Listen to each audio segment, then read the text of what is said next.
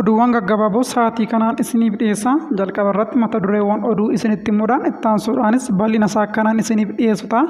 Oduu keenya jalqabaatiin walitti gaarreeffannaan Itoophiyaa fi Eertiraa akkuma itti fufetti jira. Yeroo jalqabaatiif Itoophiyaan sadarkaa ministeeraatti dhimma Eertiraa irratti yaada kennitee jirti.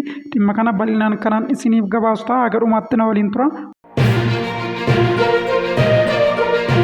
Oduu keenya kan biraatiin immoo muummeen ministeera Itoophiyaa Abiyyi Ahmad daawwannaa hojiif guyyaa irraa Somaaliyaa Moqodishoo galanii muummeen ministeera Itoophiyaa wayita Somaaliyaa deemanittis manneen barnootaa cufamuun, manneen hojii cufamuunii fi daandiiwwan magaalaa Moqodishoo irratti suuronni Dr. Abiyyi maxxanfamuun simannaan addaa isaaf taasifameetu jira. Dr. Abiyyi Ahmad maaliif gara Moqodishootti imalanii mariin achitti gaggeessanoo maallaa gabaasa bal'aa dhageessuu haga dhumaatti na waliin tura. Oduu keenya kan biraatiin immoo TPLF rakkina yeroo dheeraaf tureen sakaalamee deemuu dadhabee jira jedhe kantiibaan magaalaa Maqalee obbo Biraanee Gabrayyesuus. Kantiibaan magaalichaas kana kan dubbate waltajjii marii magaalaa Maqaleetti dargaggoota mariisee irrattidha.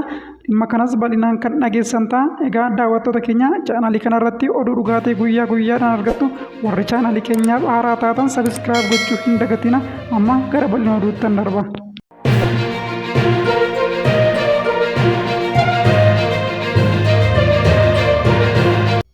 Oduu keenya jalqabaatiin walitti gaarreeffannaan Itoophiyaa fi Eertiraa akkuma itti fufetti jira. Yeroo jalqabaatiif Itoophiyaan sadarkaa ministeeraatti dhimma Eertiraa irratti yaada kenniteetu jirti.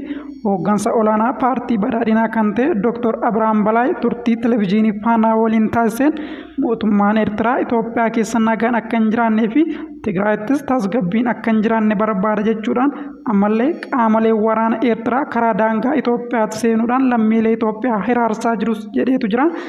Waliigaltee Piriitooriyaa mootummaa Itoophiyaa fi humnoota Tigraay waliin gaggeeffametti kan hin gammanne mootummaan Eertiraa ammas ajandaa koo hin xumuranne jechuudhaan Itoophiyaa nagaa dhaabsisuuf hojjechaa jira jechuudhaanis yaada kana kaaseetu jira.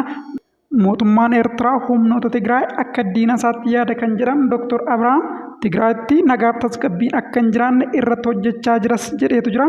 Itti dabaluudhaanis Dr. Abiraam yaada Faanaadhaaf kenneen mootummaan yeroo Tigraayis qaama seera qabeessa waliigaltee Piriitooriyaa irratti hundaa'uun uumame waan ta'eef mootummaan yeroo Tigraay akka diigamu hin eeyyamnu jechuudhaanis cimsee dubbateetu jira.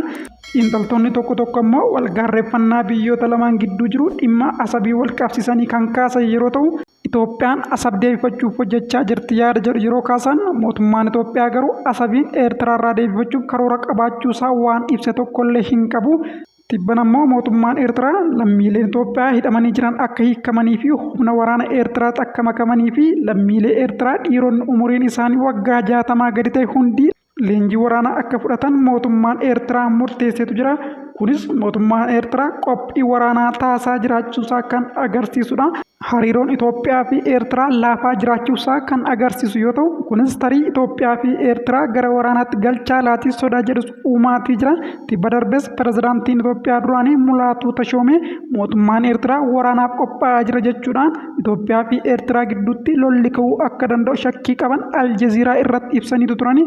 Mootummaan Eertiraa garuu yaadni obbo Mulaatuu Tashoomee dogoggoradha jechuun Itoophiyaa waliin wal waraanuuf karoora akka hin qabne ibsaniitu jiru. Oduu keenya kan biraattan darba. Warri chaanaalii keenyaaf haaraa taatan sabiskiraayib gochaa na dhaggeeffadha.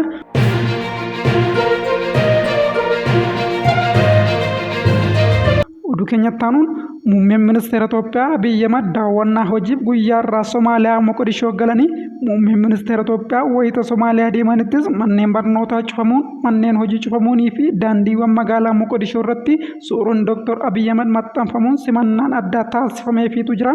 Ministeera muummee Itoophiyaa Abiyyi Ahmad guyyaa har'aa gurraandhala 27 bara 2025 daawwannaa hojiif Somaaliyaa Moqodishoo galaniiru. Wayita Moqodishoo buufata xiyyaara idil addunyaa Eden Adeegaan pirezidaantii Somaaliyaa Hasan Sheekh Mohammadiin simatamaniitu jiru. Ministeerri muummee Abiyyi Ahmad daawwannaa isaanii kanaan pirezidaantii Hasan Sheekh Mohammad waliin dhimmoota waloo biyyoota lamaanii irratti ni mari'atus jedhameetu eegamaatii jira. Daawwannaan kunis kan taasifame waliigaltee Ankaaraa dhiyeenya gaggeessitoota biyyoota lamaanii gidduutti irra gaame hordofee yoo ta'u, kunis qaama tattaaffii bal'aa waliigalticha hojiirra oolchuuf taasifamaa jiru ta'uusaa AFP'n maddee wabeeffachuudhaan gabaaseetu jira.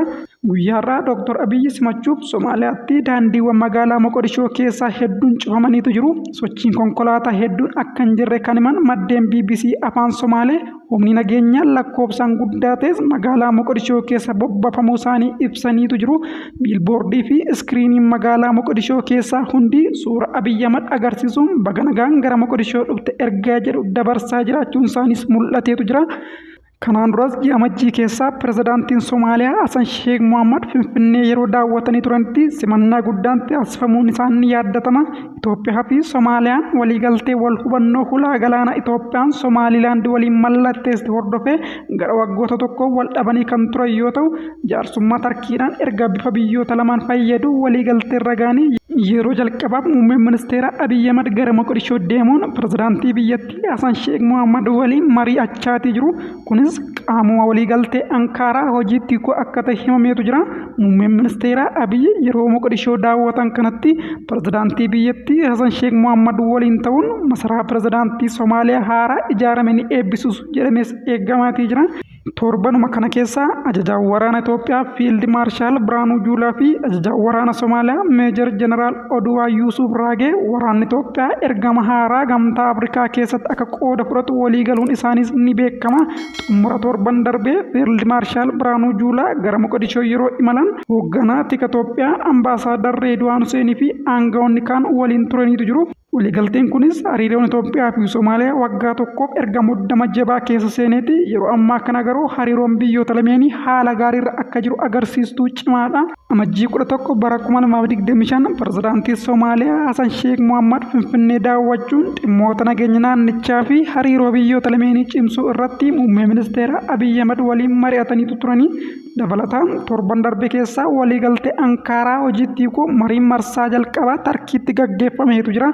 Bakka bu'oonni biyyoota lameenii maricha irratti argamanis hariiroon biyyoota lameenii yeroo gabaabaa keessa sadarkaa gaariitti akka ce'aa jiru himaniitu jiru. Oduu biraatiin TPLF rakkina yeroo dheeraaf tureen sakaalamee deemuu dadhabee jira jedhe kantiibaan magaalaa Maqalee obbo Biraanee Gabrayesuus. Kantiibaan magaalichaas kana kan dubbate waltajjii marii magaalaa Maqaleetti dargaggoota mariise irrattidha. TPLF rakkinoota yeroo dheeraaf tuulamaniin xaxamee gara fuulduraatti deemuu dadhabeera kan jedhe kantiibichi. TPLF rakkinoota tuulamanii isa xaxan itti yaadee furuu dhiiseetu uummata Tigraay rakkina hedduuf saaxilee jiras jedheetu jira. Itti dabaluudhaanis kantiibichi waliigaltee Piriitooriyaa gufachiisuu jechuun akka sabaatti kan balaarra nu buusudha jechuun yaaddoo qabus ibsateetu jira. Sadaasa 21 bara 2017 bulchiinsa yeroo naannichaatiin kantiibaa ta'uun kan muuddame Atoo Baree Gabrayesuus hagammaatti biiroo seenee hojjechuu baatus walga'iiwwan uummataa garaagaraa irratti dhiyaachuun haasawwan ni taasisa. Akkasumas ergaa kantiibaan tokko dabarsuu qabu waltajjiiwwan garaagaraa irratti dabarsaatii jira. Kunis kan ta'e hooggantoota TPLF garee Dabratsiyoonii fi garee bulchiinsa yeroo naannichaa Geetaachoo Raddaan hoogganamu gidduutti wal dhabdee uumameen gareen lamaanuu kantiibaa garaagaraa muuduu isaaniirraa kan ka'e kantiibaan seera qabeessi bulchiinsa yerootiin muuddame Atoo Bareenis akka kantiibaa tokkootti biiroo seenee hojjechuu hagammaatti illee hin dandeenye. Egaa daawwattoota keenya oduun guyyaarraaf isiniif qabadhee dhufee kan hagammaatti hordoftanidha. Warri chaanalii keenyaaf haaraa taatan sabiskiraayib gochuu hin dagatina. Chaanalii kanarratti oduu dhugaa ta'e kan biyya keessaaf kan biyyaadha guyyaa guyyaadhaan argattu. Waan waliin turtaniif galatoomaa. Oduu biraatiin haga walitti deebinutti nagaan naa tura.